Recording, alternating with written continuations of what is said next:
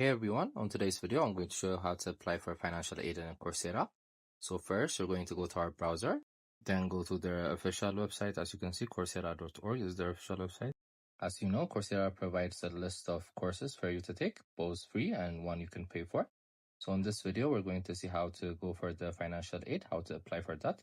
So for example, let's go for a specific course, Meta Full Stack Developer. As you can see, this is a beginner level course. It has different techniques to it. So once we scroll down, we will see frequently asked questions. And as you can see, this financial aid available option is there. This tells us that we'll find the link to apply on the description page of that course.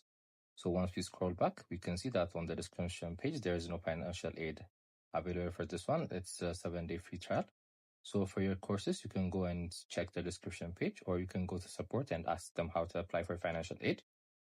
So here's a step-by-step process how you apply for financial aid, what you need, your educational background, career goals, and financial circumstances. So all in all, it tells us that if there is a financial aid available, it's going to be listed on the description page. So depending on the course you're taking, the financial aid option is going to be there. As you can see, you have to submit a 150 words essay for why you need the financial aid and or your circumstances.